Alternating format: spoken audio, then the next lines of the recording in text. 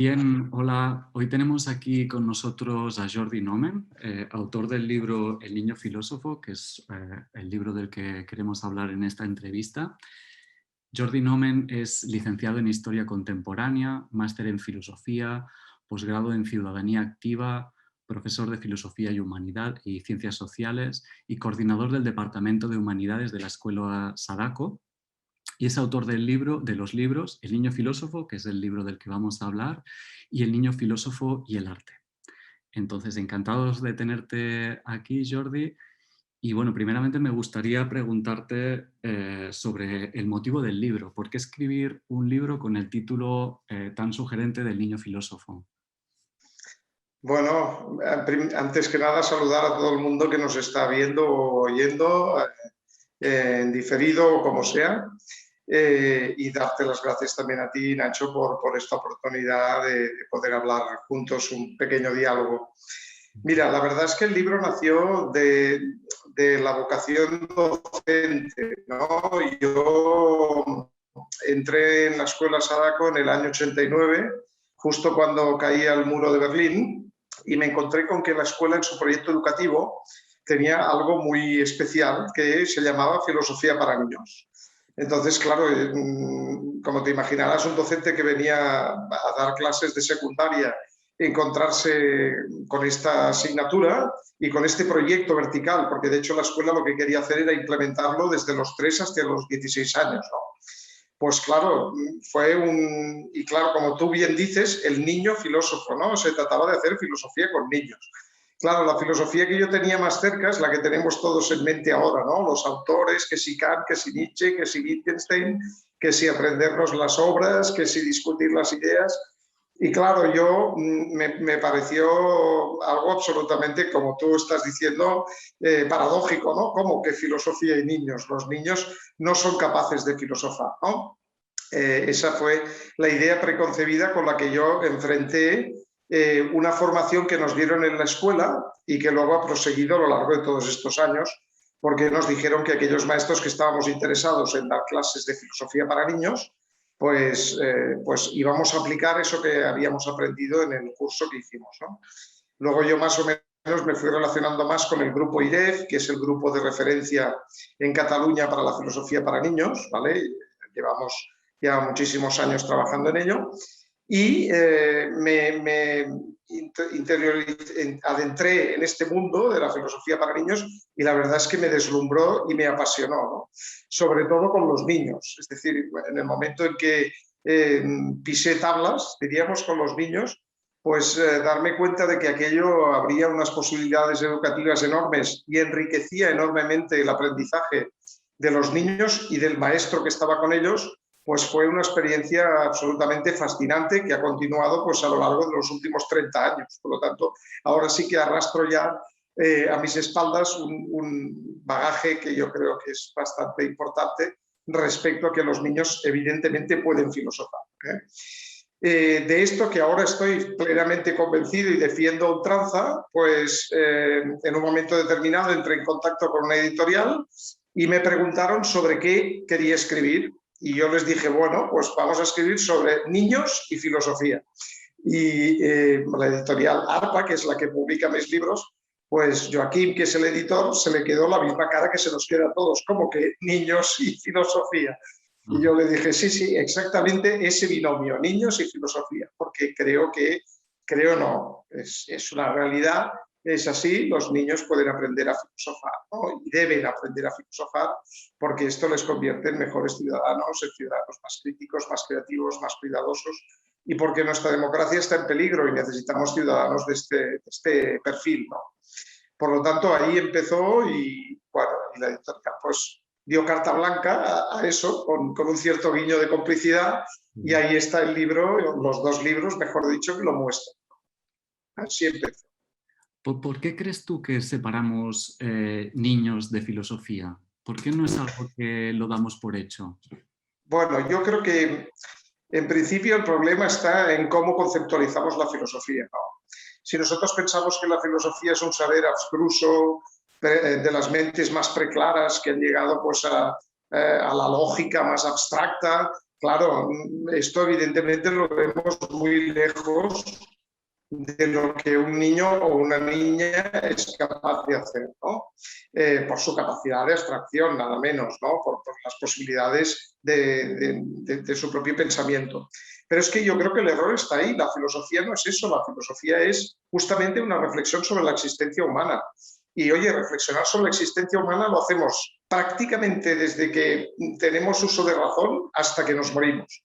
Por lo tanto, la filosofía, y yo lo defiendo, es cosa de todos. Todos tenemos preguntas existenciales que nos hacemos en algún momento de la vida y que en cualquier caso esas preguntas que van evolucionando, van cambiando, van madurando, pues yo creo que son el objetivo final de la filosofía, ¿no?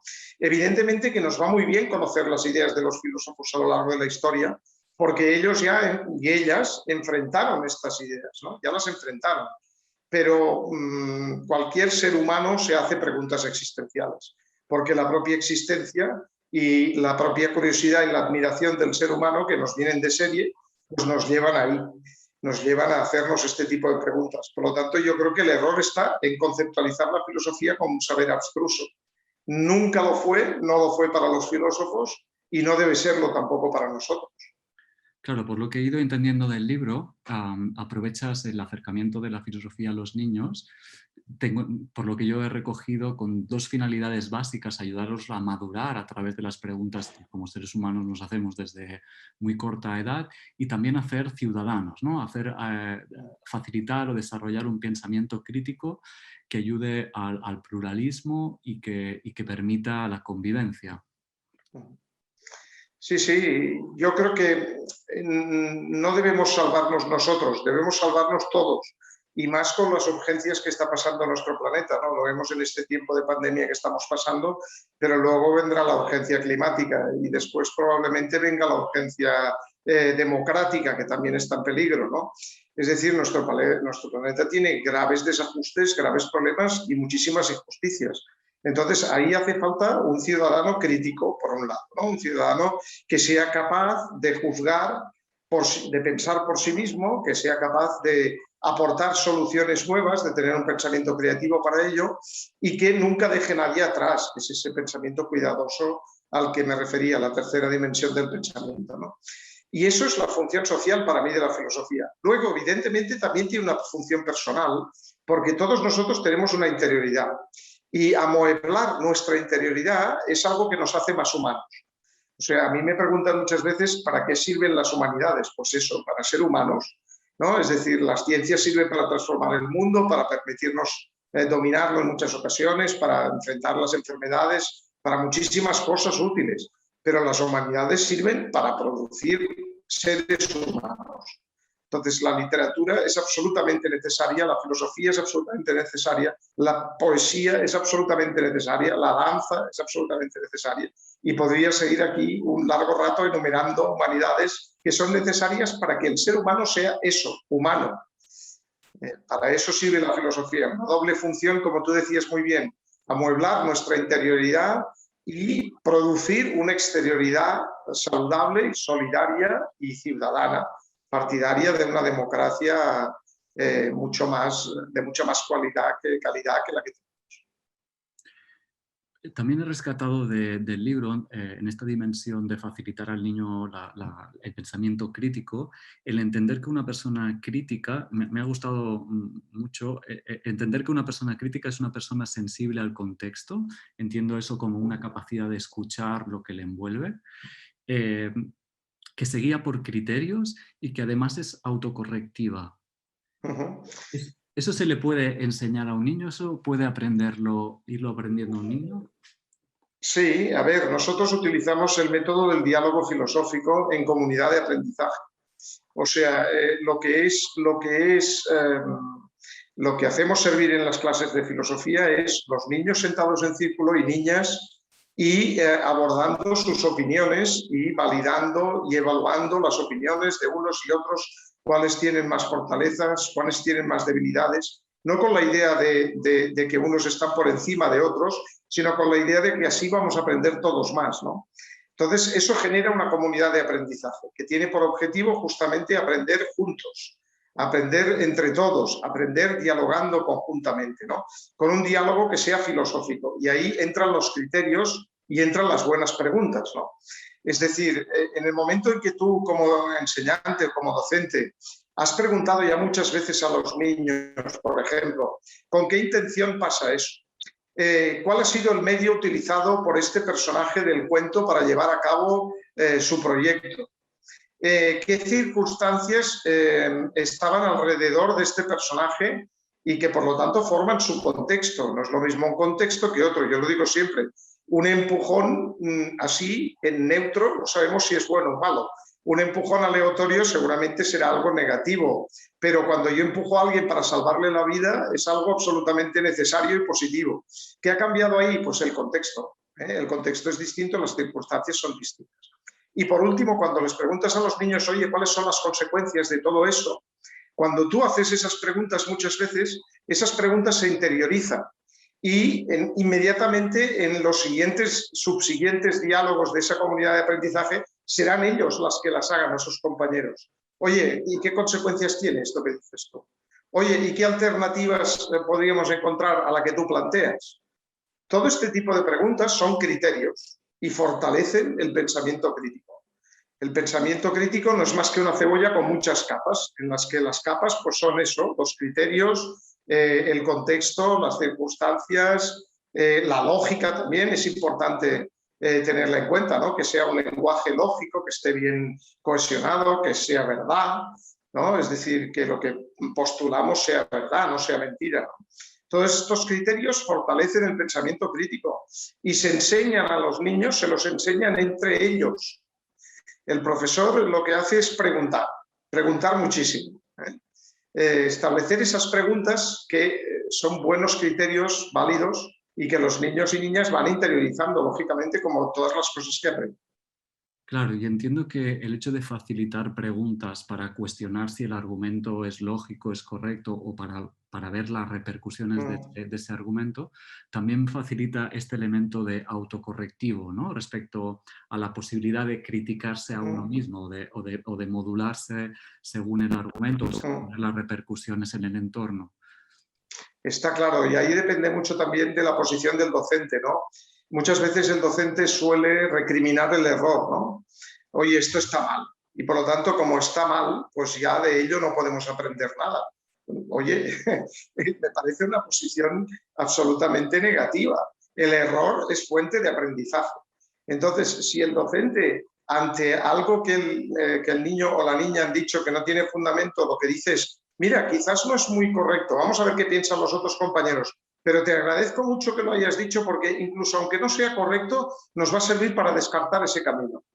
Ese punto de vista de que el error descarta caminos y abre nuevos caminos, lo convierte al error en una fuente imprescindible de aprendizaje y hace que los niños generen esa comunidad. La comunidad es imprescindible en el aprendizaje de la filosofía porque lo que hace es darles la comodidad para que puedan hablar libremente. No pasa nada, si me equivoco no pasa nada. Al contrario, se me agradece, se me hace ver el error, pero se me agradece que lo haya intentado y que haya mostrado que ahí había un camino que quizás no es el correcto, pero que bueno, es un camino que había que rechazar y que si nadie lo traía a la palestra resultaba muy difícil ver que eso era rechazado.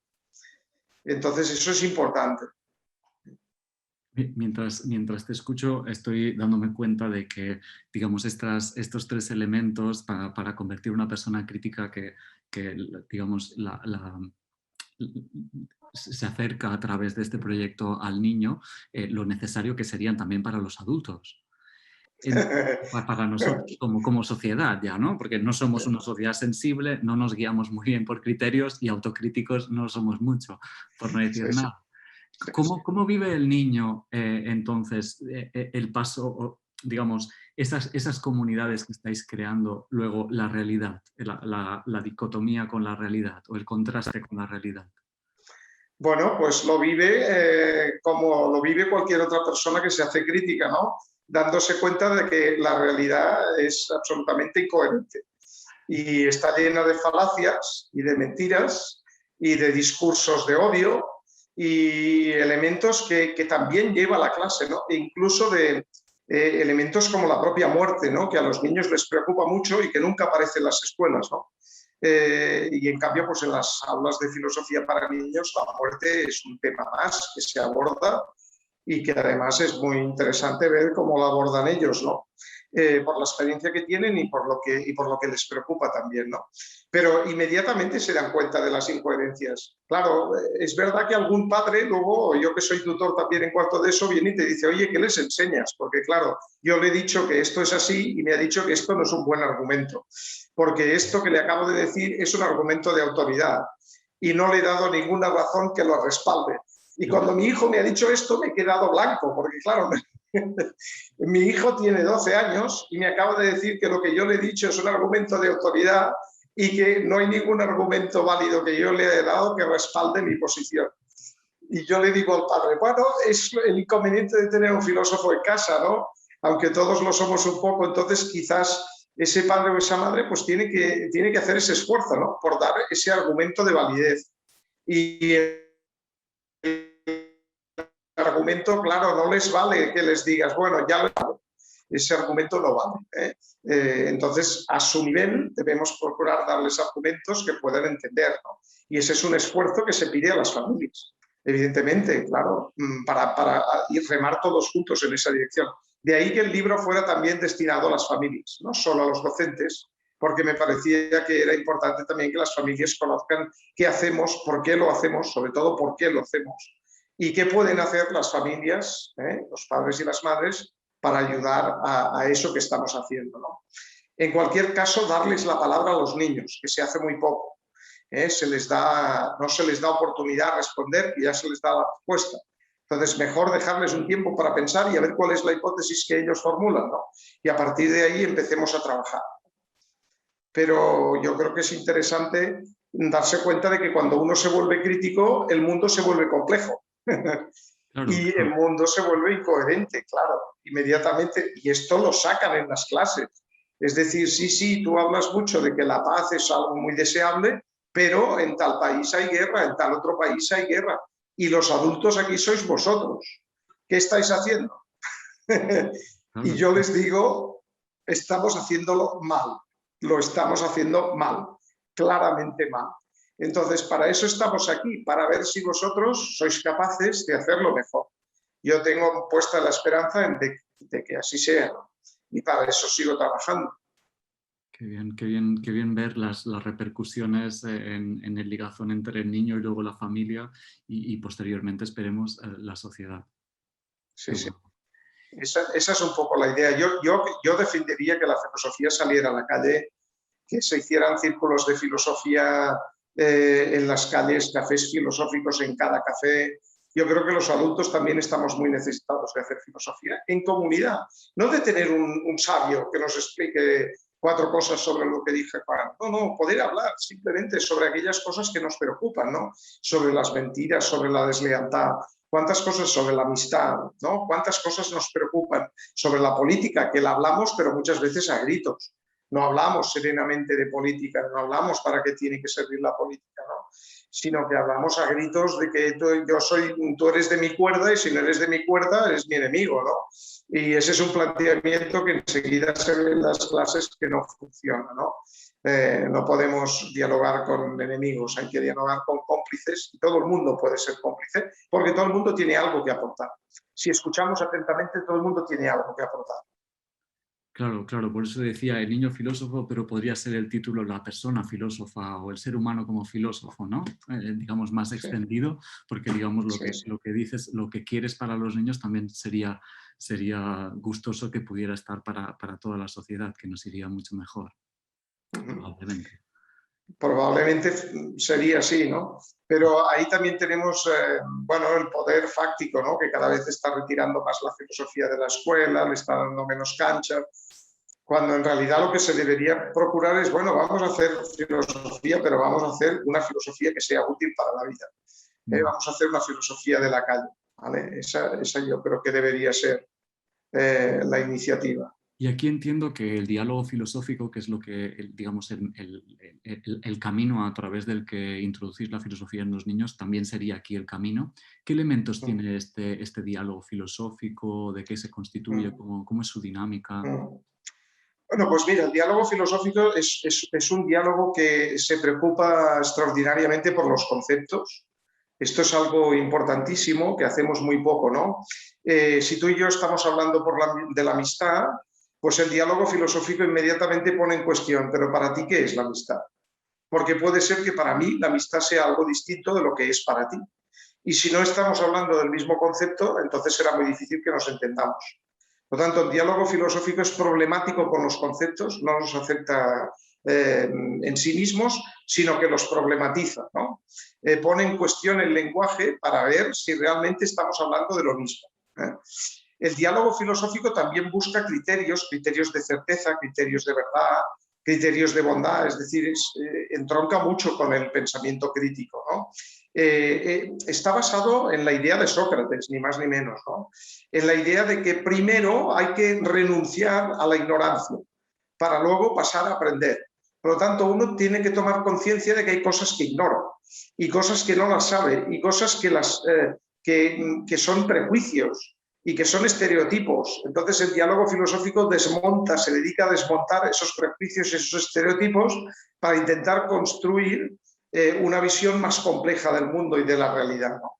Y ahí es donde entra el pluralismo, porque en las versiones complejas hemos de comprender que todas las personas tienen que aportar algo diferente, ¿no? Y que si además son de razas, de sexos, en fin, de etnias absolutamente diferentes, pues nos van a aportar muchas diferencias y esas diferencias enriquecen, son diversidad y permiten ver más la complejidad del mundo, ¿no? Entonces, el diálogo filosófico busca esa complejidad y sobre todo trabaja con preguntas, exactamente igual como lo hacía Sócrates. Diríamos que Sócrates es el ejemplo más palmario y más manifiesto de diálogo socrático, ¿no? Primero descubrir lo que desconoces, entender que hay muchas cosas que no sabes y entonces intentar construir, buscar esa verdad, ¿no? Entre todos, con todas las posiciones, a ver qué podemos sumar todos, ¿no? Una verdad que suma, no que resta y divide, sino que suma y multiplica, ¿no? Y que el diálogo filosófico, fíjate, también se basa mucho en los matices, ¿no? Esto que estamos viendo en esta circunstancia es lo que hablábamos antes del contexto, ¿no? En otro contexto sería distinto, probablemente sería distinto, es lo que hablábamos antes del empujón, ¿no? El empujón es malo, bueno, pero si yo tengo que salvar una vida humana porque veo una persona en medio de las vías y viene un tren, ahí en ese contexto el empujón no es malo, todo lo contrario, es absolutamente necesario. Por lo tanto, el contexto es muy importante y el diálogo filosófico va variando los contextos, busca contextos distintos, busca ejemplos y contraejemplos, ¿no? ¿Qué ejemplo puedes poner de esto que estás diciendo, de este argumento que estás dando, ¿no? ¿Qué contraejemplo podrías poner, ¿no? ¿En qué circunstancia, en qué situación esto no sería así? ¿Y en qué situación esto sería así? Entonces el diálogo filosófico va buscando la complejidad, justamente. Y se basa mucho en el lenguaje también, en problematizar el lenguaje. Porque todos utilizamos muchísimas palabras que forman parte de nuestro bagaje habitual y que no nos hemos parado ni un momento a pensar qué quieren decir esas palabras, ¿no? Eres una persona que tiene mucha conciencia. Bueno, pero ¿qué quiere decir la conciencia? ¿Qué es la conciencia? Esto es lo primero que hacen los niños en el momento en que aprenden y estamos hablando de cualquier tema y aparece un término de estos que utilizamos, ¿no? La pena, ¿no? Es que me da mucha pena. Bueno, pero ¿qué es la pena? O sea, ¿qué entiendes por pena, no? Y la pena es lo mismo que la tristeza. ¿Y qué distancia hay entre la tristeza y la rabia? Este problematizar conceptos sirve para orientarse, ¿no? Es una brújula para ver las diferencias que hay entre una cosa y otra. Y entiendo que el diálogo desarrolla la inteligencia filosófica de la que hablas en el libro.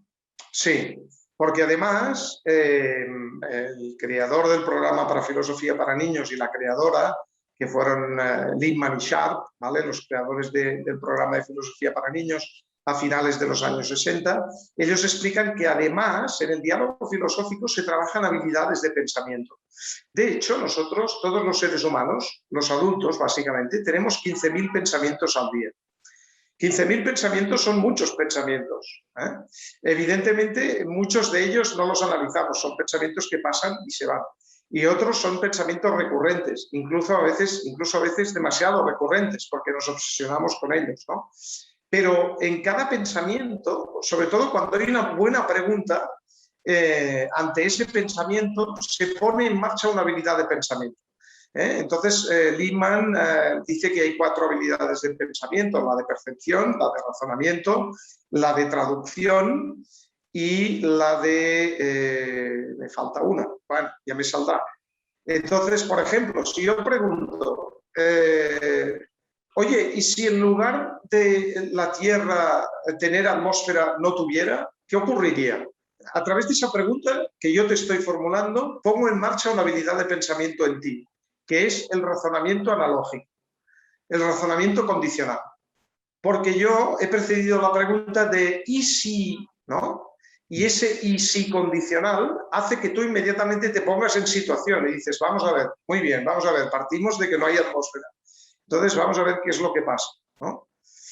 Eso va un poco así, ¿no? Aparte de trabajar todas estas cosas que estamos diciendo, cada vez que hay una pregunta, si el docente sabe ese camino, está estimulando, ¿vale?, una habilidad de pensamiento en los alumnos. Y esto es fundamental para ser un buen docente, saber qué habilidades de pensamiento estás estimulando en las personas con las que estás trabajando. Puedo ir más lejos. Yo quiero ahora que tú me traduzcas y te digo, oye, me interesa que con la mano me hagas un gesto que indique cómo te está pareciendo la charla que estamos haciendo. Esta pregunta o este ejercicio que yo te estoy poniendo está facilitando que tú lleves a cabo una habilidad de traducción, que se llama traducir de lo verbal, que es lo que tú estás pensando, a lo mímico, que es el gesto que vas a tener que hacerme para demostrarme aquello que yo te he pedido, ¿no? O para resolver lo que yo te he propuesto. Entonces, si el docente tiene las preguntas, los niños y niñas elaboran las habilidades. Y por lo tanto es muy importante conocer esas habilidades de pensamiento y practicarlas. ¿Vale? También, por lo que he entendido en el libro, este diálogo filosófico o este acercamiento de la filosofía a los niños no solo se produce a través de lo lógico, sino que también se produce a través del cuento, a través del arte y a través del juego, como 3 caminos también a través de los que contactar con lo filosófico. Sí, sí. Claro, a ver, lo filosófico es la problematización del mundo. ¿Y qué podremos problematizar? Pues todo, desde un vaso hasta un cuento. Es decir, cualquier cosa es útil para problematizar el mundo. Entonces, tú imagínate un niño muy pequeño, le das un vaso y le dices, ¿para qué puedes hacer servir este vaso? Dime 5 utilidades. Bueno, pues le estás poniendo ante un problema importante, ¿no? Niño de 4 o 5 años. Te va a sorprender con las respuestas que te va a dar. Porque lo más probable es que ponga el vaso en el suelo e intente subirse encima, lo cual nunca al revés, ¿no? Porque ya se dará cuenta que si el vaso no está al revés va a ser muy difícil. Pero por lo menos lo va a intentar, aunque se caiga, ¿no? Y te va a decir, me sirve para subirme encima, ¿vale? Y tú como adulto dirás, Dios, nunca se me habría ocurrido que un vaso pudiera servir para subirme encima. O lo va a coger, lo va a meter al lado de una pared y te va a decir, sirve para escuchar lo que hablan los mayores en la habitación de al lado. Y tú dirás, Dios mío, nunca se me hubiera ocurrido utilizar el vaso para oír qué es lo que hablan los adultos que están en la habitación de al lado. Entonces, evidentemente, cualquier cosa sirve para problematizar el mundo. La filosofía da una mirada nueva sobre el mundo, ¿no? Te permite abrir una ventana nueva, porque lo que hace es no conformarse con lo que hay, sino problematizar. Ahora, dicho esto, los cuentos, el juego, el arte, son las 3 formas que utilizan los niños para percibir su realidad. Ellos dibujan, ellos utilizan juegos, para aprender el mundo, y ellos escuchan cuentos y en la escucha del cuento y en el recitado del cuento encuentran un placer que de adultos desgraciadamente muchas veces hemos perdido, ¿no? Pero que realmente es un placer extraordinario, ¿no? el que tienen los niños escuchando un cuento, hasta tal punto que piden que lo repitas 150.000 veces el mismo cuento. Con lo cual, como adulto dices, no sé qué sentido tendrá, pero ellos siempre encuentran un sentido nuevo, ¿ves? Ahí no han perdido, ¿eh? Son capaces de decirte, ya, pero oye, hace 3 días cuando leímos el cuento, tú me dijiste que este personaje era así y así, y ahora me estás diciendo que es así. ¿Era así o es así? Y ya te han metido en una contradicción en la que es difícil que salgas. Por tanto, yo me acerqué a los recursos que ellos utilizan. Los niños de 9 a 12 años, que son para los que están pensados, pero si fuéramos más abajo, pues podríamos utilizar el teatro del Guiñol, podríamos utilizar la danza, podríamos utilizar las marionetas, para los más mayores podríamos utilizar el teatro social, podríamos utilizar la literatura, la novela, las obras de arte, que son absolutamente magníficas para recrearse con ellas, sean cuales sean. La música es extraordinaria, si no pensar, la música forma parte de la identidad de los adolescentes, ¿no? ¿Por qué no utilizamos más la música que ellos escuchan, ¿no? Muchas veces es muy necesario utilizar esa música porque en ocasiones escuchan músicas con un contenido, por ejemplo, de machismo extraordinario, ¿no? Y no se han parado a reflexionar que ese es el contenido, ¿no? Entonces está bien que en las clases de filosofía traigamos esa música y vamos a ver qué es lo que nos dice aquí de las chicas. Y las chicas, ¿estáis de acuerdo con esto que dice de vosotras? Porque tal como se os caracteriza, no sois más que un objeto. ¿Lo veis así? Ya te aseguro yo que hay unas cuantas que saltan e inmediatamente ponen a cada cosa en su lugar. Y esto es bueno que lo hagan las chicas de la clase, no que lo haga yo, no que lo haga el maestro, que lo hagan las chicas, que son las que tienen la autoridad moral y la dignidad para hacerlo, para defenderse a sí mismas. Esto es muy importante, ¿no? Entonces aprenden a defenderse a sí mismas, no necesitan ningún príncipe que las salve, se defienden solas.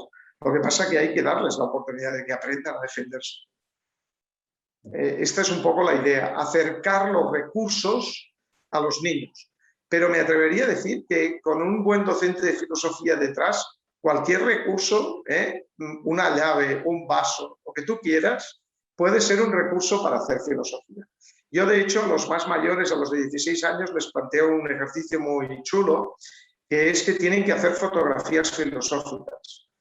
¿Vale? Y entonces en clase, el ejercicio para mostrar que podría ser una fotografía filosófica, pongo 3 sillas en la clase y les digo, ¡hala, venga! Jugad con las sillas, montadlas como queráis, pero dadme un concepto que las defina en ese montaje. Es fantástico la cantidad de conceptos que pueden sacar de 3 sillas. Que si la colocan encima, debajo, siempre es tan picardioso que coloca uno encima de otro y dice, el sexo, ¿vale? Con esa medio sonrisilla como queriendo decir, ahora te he escandalizado, ¿verdad? Porque íbamos muy bien hablando de la amistad, del odio, de no sé qué, pero claro, al poner la silla una encima del otro, pues ahí ya ha salido un tema un poquito. Y yo le digo, me parece fantástico, es un tema natural. Y si queréis lo podemos hablar en clase de filosofía, claro que sí. Lo hemos hablado muchas veces y es muy interesante hoy hablar de ese tema porque les preocupa muchísimo y en cambio pues llevan una mochila de ideas preconcebidas. Piensa que los niños empiezan a ver porno a los 11 años. El que se escandalice de esto es que no ha tratado con niños y que no sabe que los niños tienen acceso a Internet cuando les damos nuestros móviles. Por lo tanto, es muy lógico que se hagan preguntas sobre lo que es normal, no es normal, lo que debe ser, lo que no debe ser, y esto poderlo hablar con sus pares en clase, ¿vale? Y con alguien que pueda hacer las preguntas adecuadas sobre dignidad, sobre derechos, ¿vale? ¿Qué derechos tenemos las personas? ¿Qué derechos tienen las mujeres? ¿Vale? ¿Qué derechos tenemos los hombres? Eso es muy, muy importante que pueda ser así. Claro, y el compartirlo. Imagino que para un chico de 11 a 17 encontrar un espacio de poder hablar y, y poder escuchar a compañeros de su misma edad, a compañeras, entiendo que debe ser muy rico, ha de ser muy enriquecedor. Claro. Es un poco esta idea, ¿no? Aquella chica joven que dice, a lo mejor tiene 12 años, es que yo me siento mal porque no he dado mi primer beso, ¿no? Claro. Porque está convencida de que es normal, de que no es normal, o sea, que debería ya, porque lo que ha escuchado en muchas ocasiones son solo los relatos de sus amigas que tienen que conquistar una posición, que tienen que ponerse por delante porque son más maduras y le han explicado que, hombre, con 12 años ya hay una serie de cosas que tienes que hacer, que tienes que tener ya probadas, etc. Y es muy interesante pues, poder oír a otro compañero que le dice, oye, cada uno tiene su desarrollo, ya te llegará, no te preocupes, la vida es muy larga, ya llegará el momento. Como si no llega, o sea, tú no te preocupes, no hay normalidad o anormalidad, cada persona tiene su propio desarrollo y va a ir poco a poco haciendo su camino y en su camino pues va a ir aprendiendo las cosas que debe ir aprendiendo. No te preocupes, habrá tiempo para todo. Que lo pueda oír de un compañero de su misma edad, pues es algo que la va a tranquilizar extraordinariamente, ¿no?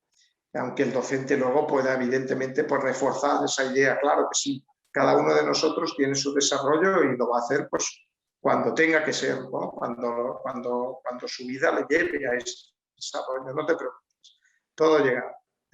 Qué rico me parece y vuelvo a señalar que faltos también los adultos de este tipo de espacios donde poder hablar de la vida en general y escuchar Claro. también a...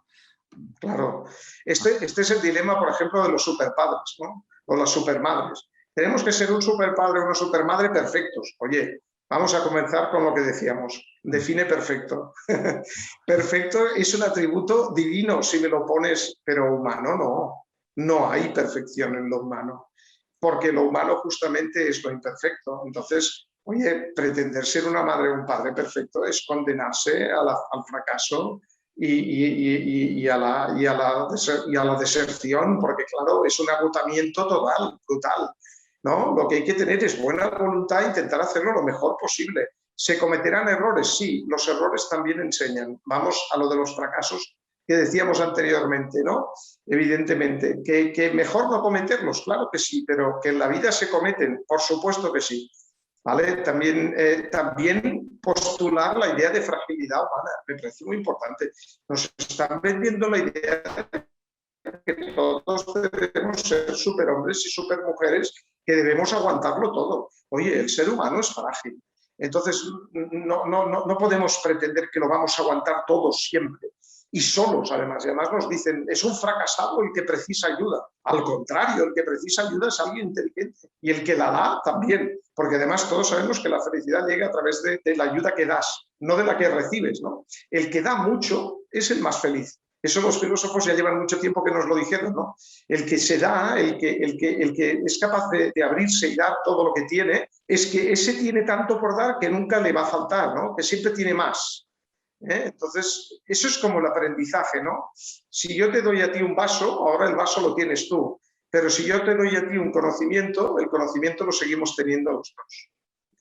Esa es la maravilla del aprendizaje, que lo tenemos los dos igualmente. Y yo, si te echo un cable con lo que sea, pues tú ya tienes tu cable, pero yo sigo teniendo el cable. Sigo teniendo la posibilidad de echarle ese mismo cable a cualquier otro que lo precise o lo demande. Entonces, eso siempre suma, nunca resta. Y ese es el camino hacia la felicidad, entiendo. Claro, y entiendo que el hecho de compartir estos espacios y de facilitarlos a través de la filosofía, como estás diciendo tú, nos muestra vulnerables, nos muestra nuestra precariedad, todo es nuestra vulnerabilidad. Y entiendo que es por aquí por donde relacionas el educar con el amar, el poder amar o la habilidad de poder amar esta dimensión nuestra más vulnerable. Claro, es justamente ahí donde confluyen las dos cosas, ¿no? El amar yo creo que es imprescindible para el aprendizaje, pero también es imprescindible para la vida. Es el sentido más pleno que conocemos, ¿no? El amor es el único que triunfa sobre la muerte, vamos a verlo así, ¿no? Es el único que perdura después de la muerte, ¿no? Lo único que perdura es el amor. Eso sí continúa, eso sigue ahí, ¿no? Ese vínculo no se rompe, incluso ante la muerte, ¿no? Que lo rompe prácticamente todo. Entonces hay que enseñar a amar. Amar me parece absolutamente necesario para sobrevivir. Es que si no aprendemos a amar nuestro planeta, a nuestros semejantes, a los animales. Hace pocos días recibí una carta de un joven que está haciendo un trabajo del bachillerato sobre los zoos de animales. Y me preguntaba, ¿tú crees que los zoos está bien que existan? Y entonces yo le contesté con otra pregunta. ¿Dónde crees que estarán mejor los animales? ¿Y por qué? Entonces, bueno, ahí hay que verlo, ¿no?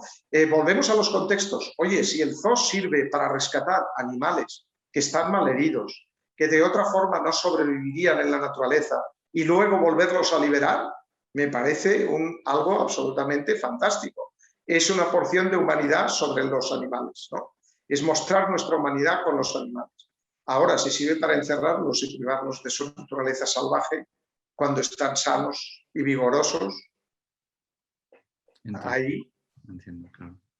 Y este sería el pensamiento cuidadoso del que también hablas, en realidad. Esa es la tercera dimensión del pensamiento, ¿no? El pensamiento cuidadoso, sobre el cual, si todo sale bien, voy a publicar un libro próximamente, en septiembre-octubre, ¿vale? Porque es el tercero que queda. O sea, fíjate que hemos hablado de una trilogía de pensamientos. Pensar bien es pensar críticamente, pensar creativamente y pensar cuidadosamente. Tiene esas tres dimensiones. Entonces, bueno, el niño filósofo iba sobre la dimensión crítica, el niño filósofo y el arte iba sobre la dimensión creativa. Puedes imaginar que he estado trabajando en esa tercera dimensión, por lo menos para completar y culminar ese proyecto que era a triple dimensión. Y el pensamiento cuidadoso me parece el más fundamental de los tres, porque sin la bondad todo lo demás es posible, excepto una cosa, que dejamos atrás muchos de nuestros semejantes, todos aquellos que no tienen fortaleza. Y eso nos convierte en inhumanos. O sea, la única forma de demostrar nuestra humanidad es precisamente adoptando, cuidando, teniendo cuidado, guarda de lo más débil, de lo más vulnerable, de lo más frágil, ¿vale? De los más vulnerables, de los más frágiles, de los más invisibles. Eso nos volvería más humanos. Y hacia ahí deberíamos encaminar la política, por ejemplo, ¿no? Creo yo, hacia ese empeño. Y eso nos ayuda también a mirarnos a nosotros mismos. O sea, es una forma de interioridad muy interesante, ¿no? Porque entonces también ves que tú en tu interior, aunque seas fuerte, ¿vale? Tienes también tu vulnerabilidad, tu fragilidad. Y tienes que permitirte tus momentos de vulnerabilidad y de fragilidad. Hay que permitírselos. Hay que poder llorar en un hombro ajeno, ¿vale? Y aceptar que otros lloren en tu hombro cuando está firme. Pero hay que permitirse eso. Si no, estamos perdidos como humanidad. Seremos otras cosas, seremos robots, si tú quieres, con todas las piezas intercambiables, que viviremos 10.000 años, pero no seremos humanos. Entonces, el pensamiento cuidadoso me parece, de los tres, el más fundamental, porque evidentemente es aquel que nos humaniza de forma clave y decisiva, ¿no? Y además, pues en este tercer libro, pues intento ver cuáles son sus componentes, ¿no? La empatía, por ejemplo, es un componente claro del pensamiento cuidadoso, pero la compasión todavía lo es más, porque fíjate, en esa idea de problematizar los conceptos, date cuenta de que la empatía es comprender al otro, intentar ponerse en su lugar, pero la compasión va más allá, porque la compasión es empatía y a la vez indignación por la injusticia que sufre el otro, y por lo tanto determinación para combatir esa injusticia. La compasión es, sin duda alguna, muy superior a la empatía. Pero ¿qué ocurre? Que la compasión ha sido una virtud cristiana, se ha cristianizado, entonces, claro, la vemos como muy de misa, entre comillas, ¿no? Cuando en realidad la compasión es básica para resolver las injusticias, ¿no? Porque la compasión es la que analiza realmente que el otro está sufriendo algo inmerecidamente. Y si es inmerecido, es injusto. Y si es injusto, hay que combatirlo. No podemos dejarlo pasar. La empatía, en cambio, que está muy bien, debemos ser muy empáticos, pero podemos quedarnos con esa empatía de salón, ¿no? Que lo que hace es ver estos niños que están por la tele y pasan hambre y dices, Dios mío, ¿cómo puede ser? ¿Qué pena me da a estos niños? Es que esto es inconcebible, esto no debería ser. Y me quedo ahí. ¿Estoy siendo empático? Sí, claro que lo estoy siendo. Porque yo me estoy poniendo en lugar de estos niños, me da mucha pena, pero no estoy siendo compasivo. Si lo fuera, diría, no, es que esto es intolerable. Y dentro de mis medios tengo que hacer algo para cambiarlo. Ni que sea pues dando un dinero a una ONG, no sé, algo lo que pueda hacer buenamente, porque ya sé que mi contexto es el que es y quizás no puedo hacer mucho, pero lo que pueda hacer tengo que hacerlo porque no puedo ante este espectáculo quedarme igual. La compasión es mucho superior, es muy superior a la empatía.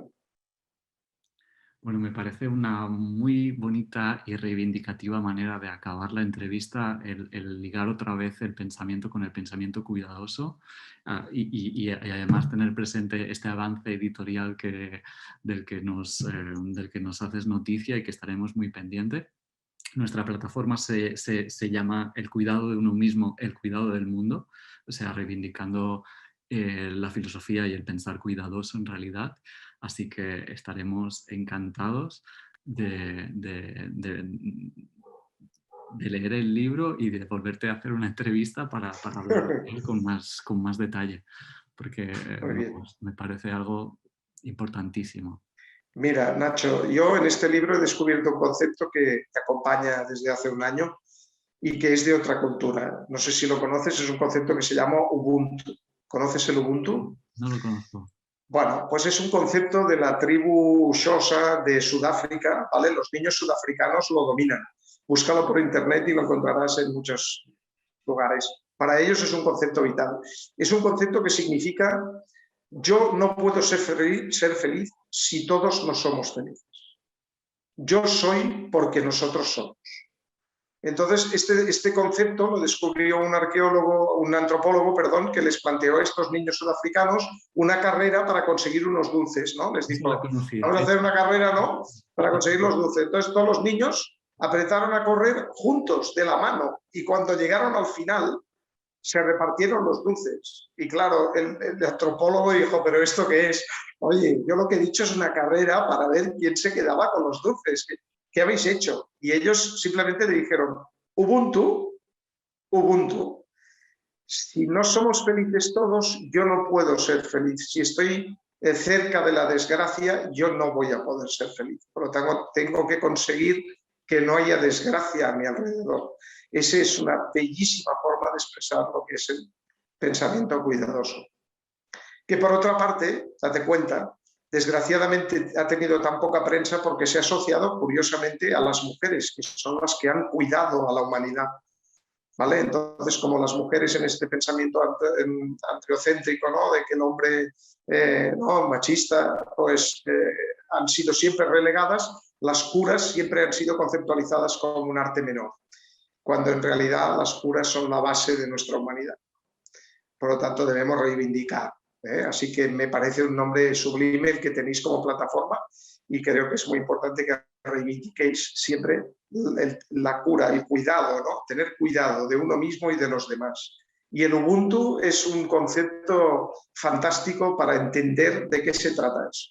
De no permitir la desgracia, de no colaborar con la desgracia cuando se mueve a tu alrededor, sino procurar que eso no exista cuando tú estás, ¿no? Que tú colabores a eso, a que no haya eso. Vale, Nacho. Lo incorporaremos, lo incorporaremos. Muy bien. Pues oye, muchísimas gracias por este diálogo fantástico que hemos tenido. Muchísimas Y gracias. cuando quieras, pues nos volvemos a ver. Cuando salga el nuevo libro, si quieres, nos volvemos a ver y os explico algo más. Estaremos encantados. De acuerdo. Muy bien, Nacho. Muchísimas gracias. Chao. A ti. Adiós.